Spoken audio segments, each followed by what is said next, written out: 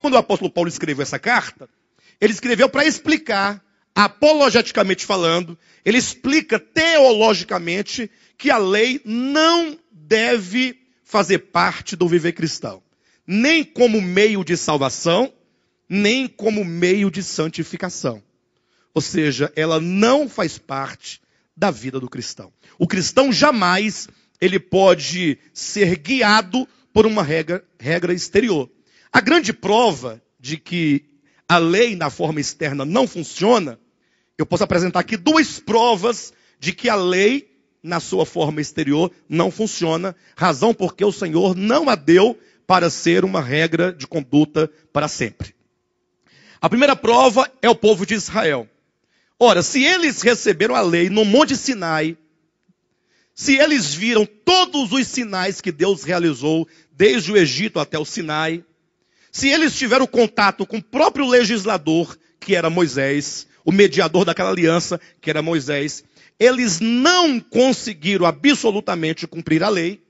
A prova disso é a própria história do povo de Israel. É uma história de cativeiros. É cativeiro no Egito, porque nasceram no cativeiro. A nação nasceu no cativeiro.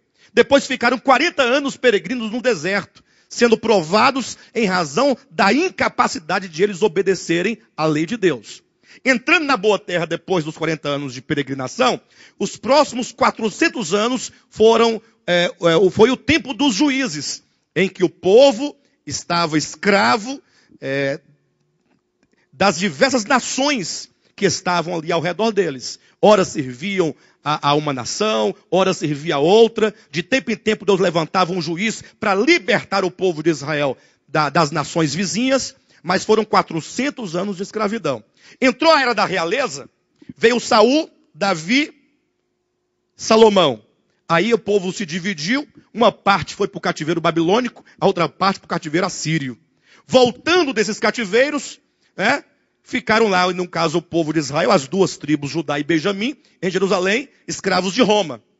Daí, deu o ano 70, foram destruídos e até hoje está na situação em que eles se encontram aí. Ou seja, toda a história dos judeus, sobretudo esse tempo em que eles viveram sob a lei, foi um tempo de desobediência em cima de desobediência, e eles então colhendo os resultados da desobediência desse pacto, que são as maldições e as imprecações próprias daquele pacto, próprias da lei.